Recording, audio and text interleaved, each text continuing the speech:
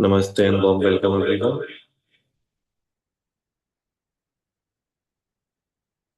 Let us sit in silence before we begin.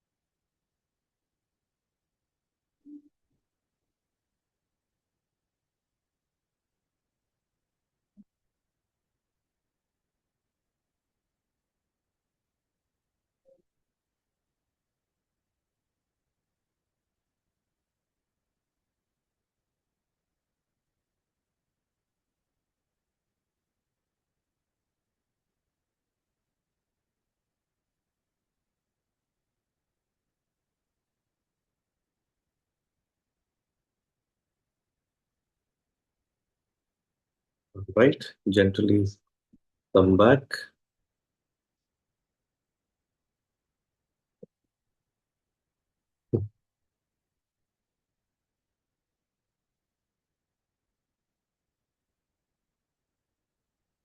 So last week we talked about our triggers and what are the things which made us feel bad about the self and how and why. So following to that, today we are going to discuss on how do I stop taking things personally.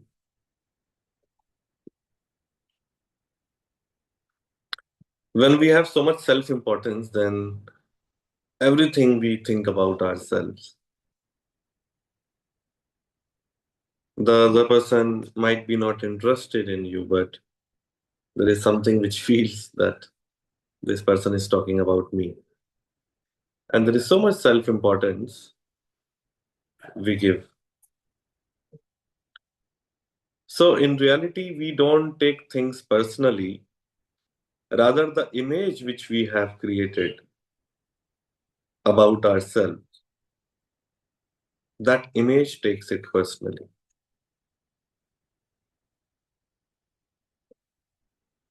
I'm a big businessman, I'm on a certain position, I have so much power in my hand.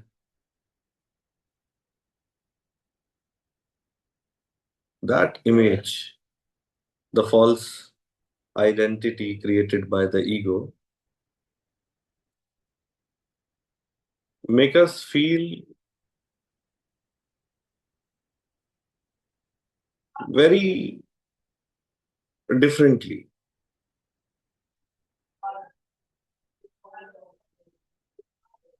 And all the time we are thinking about this image which unknowingly we have created. But this image is based on the outer aspects. And that becomes so powerful that we tend to lose the connect with the self and we have forgotten the real nature. We have forgotten the real self because that image has taken over. And constantly that image gets affected. And then, due to this, in every conversation, we feel offended. We feel that this person is trying to say something to me, and we assume in our mind. So the question comes, why there is a need for self validation? Take a moment and think why there is a need for self validation. And you may write in the comments.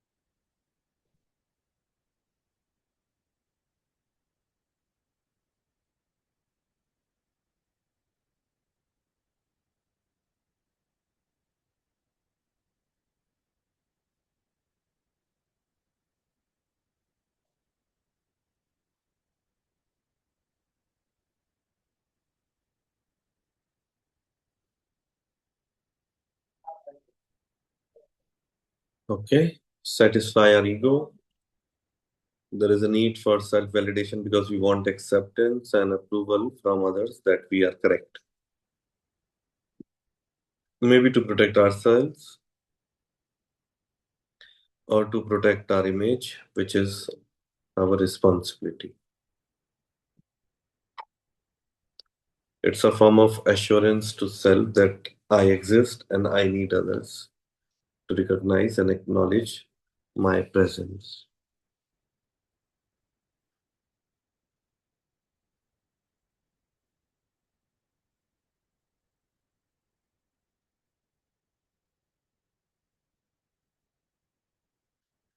Social compliance and lack of self awareness sometimes.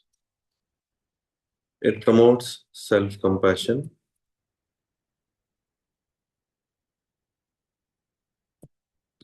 to be appreciated and recognized. I'm there too. I am there too. To bring emotional stability. There is a need of self validation as we are not yet rooted, feeling secure in our authentic nature. So the ego needs assurance from others to feel good. So actually, when there is no direct experience of the self, and when the identity is borrowed, then there is a constantly a question which goes on. Am I good enough? Am I okay? Is everything all right? So we need people to tell us, to approve us. So basically, our true nature is to know the self. And because there is no self knowledge, there is no self knowing, so our mind has created a substitute of self knowing. And because of this substitute, validation enters into the picture. So validation is basically the substitute for self-knowing. And that's why we keep asking this question. Because when we get the approval, it gives us strength, it gives us the power. And when disapproval, it brings danger, a sense of alert. And that is also because of that image. Ego is incomplete. So the question comes, when we were a child, in our childhood, is there anything which has happened which made us feel that I need approval for myself? Take a moment and think. And if you feel like sharing, then you can raise your hands and speak as well.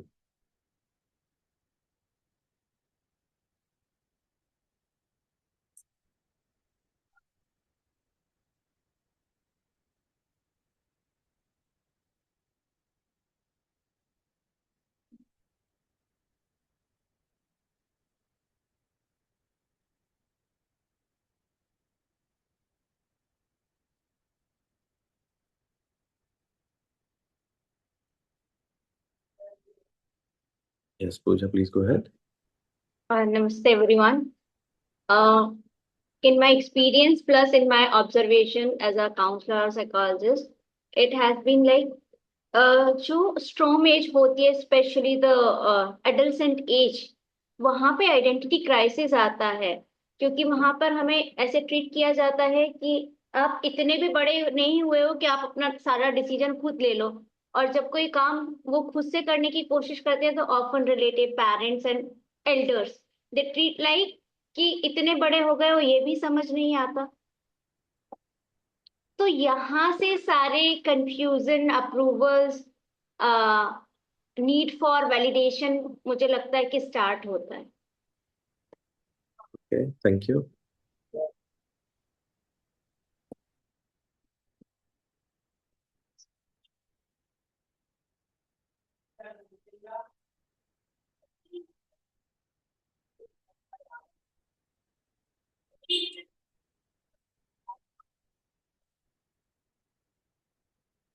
A lot of things. As a child, we are taught to ask for approval for everything. Going to a friend's place, going to market, speaking to someone, making big or small decisions, and even going to the washroom. Yeah. I don't know how many of you have faced. I think almost everybody. In our childhood, we used to ask this question to our teacher, "Ma'am, may I go to washroom, please?" And 99.9% teachers used to say no. And this is very uh, strange that why teacher used to say no. There is no answer for that no actually.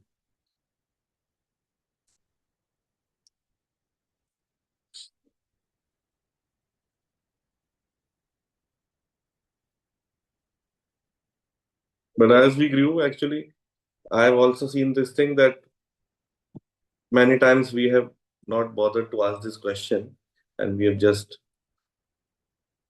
left the class from the back door.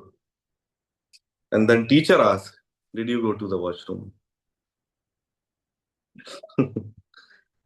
Okay. Yes, Garima, you can go ahead.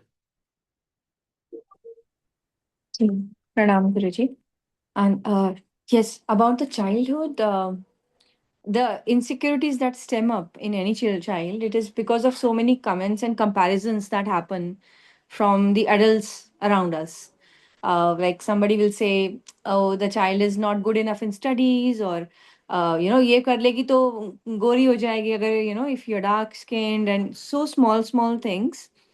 And or sometimes they'll also have, okay, you can lose weight even if it's like a little girl. They are focused on the physical appearance, the adults in the family, or your marks, or so, what are you doing in your are you securing, are you the topper of your class or not, you should study hard. So basically, rather than the kids focusing on their own, what their natural skills are, they want to hone that. So instead of focusing on that, whatever the kids are good at, sometimes the focus also shifts on so many other things in comparisons. And so then, and if something which the adults feel is good, you do that, then they are happy.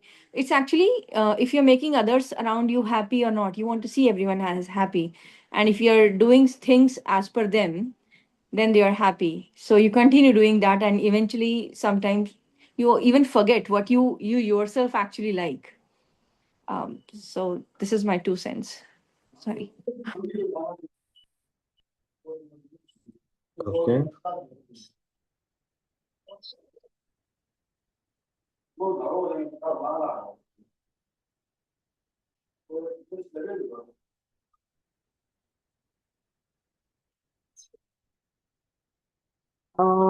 Yeah.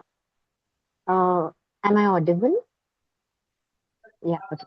I think right from childhood, right from birth, when a child is born, it looks up to, I think the first acquaintance is its mother. It looks up to its mother first, that if the child is accepted. I think at every step of life, unless and until it starts with parents, if parents have not got that gyan, even the child is grown up in the same environment. I can say it from the like my life before I got my guru and after I got my guru. Before I got my guru, when I raised my kids, they were like normal kids, how I was brought up with all the comparisons and all my unfinished desires. I would want it to happen with my children. And I wanted everything like my children should listen to this, listen to that, because I wasn't aware of who I was. But after getting guru, you realize that, oh, it's completely the other way around.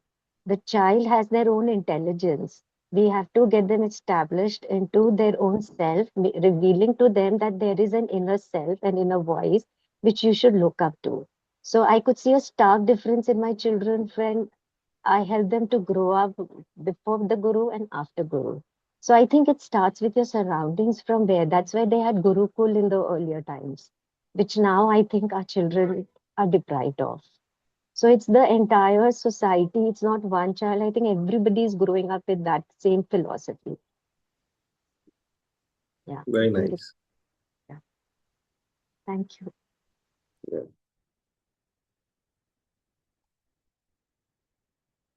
Parental as well as society pressure puts extra pressure and dilemma. Myself as a child suffer a lot every time my mother was like, don't do this, do this, what do they think and all, no freedom.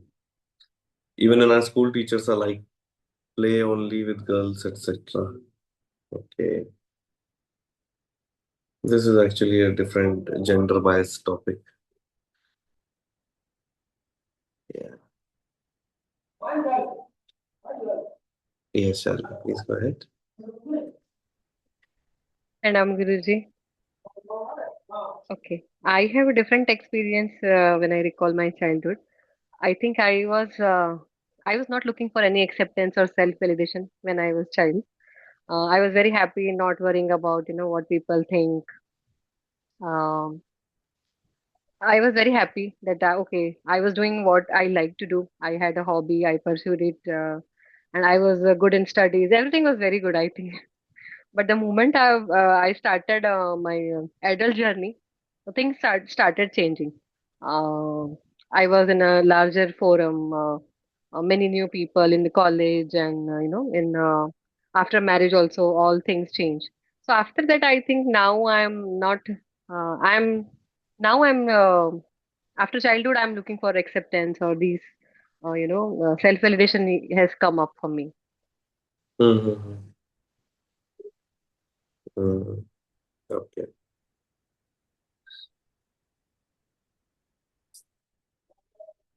All right. So there are a few questions which comes to my mind when we go deeper in these conversations, and I think let us go into these questions.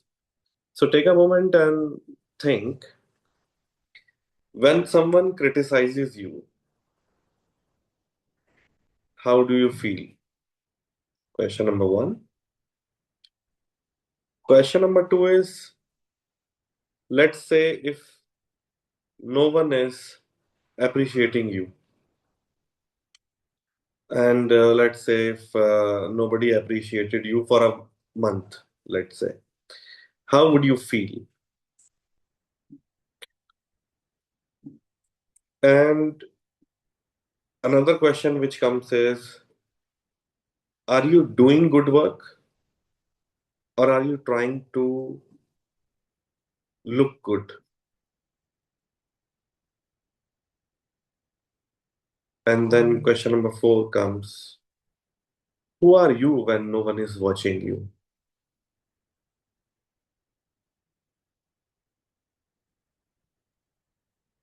And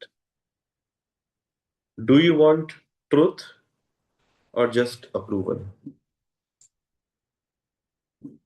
So think on these questions and see what comes to you.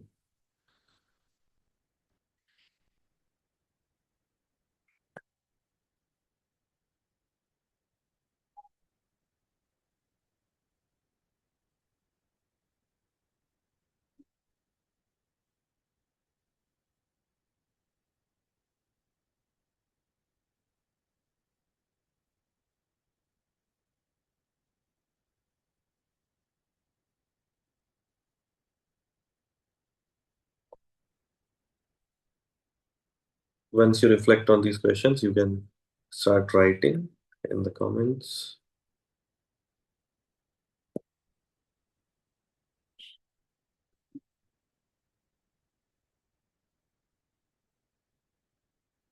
There are 5 questions.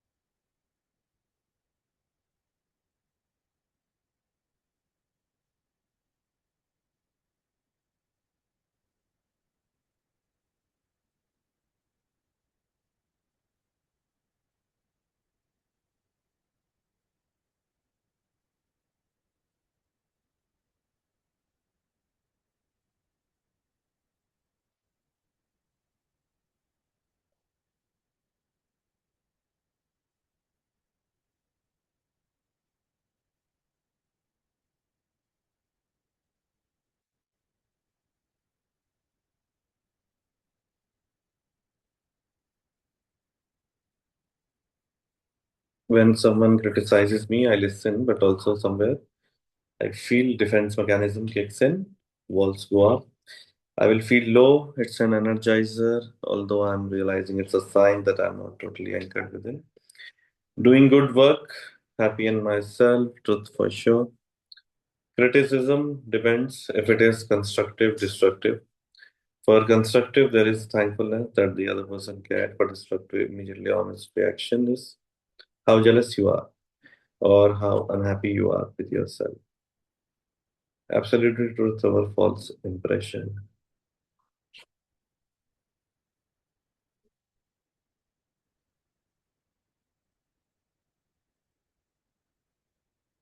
When someone criticizes, I feel offended. When no one appreciates for a month, I feel left out and have self doubt. Doesn't boost my energy and identity. At times, we are only trying to look good and maybe not doing good work. I'm continuously proving myself when nobody is watching. I want when no one is appreciating, I feel fine. It doesn't matter much anymore. I understand that there are duties to be taken care of. Of course, I need approval for the things that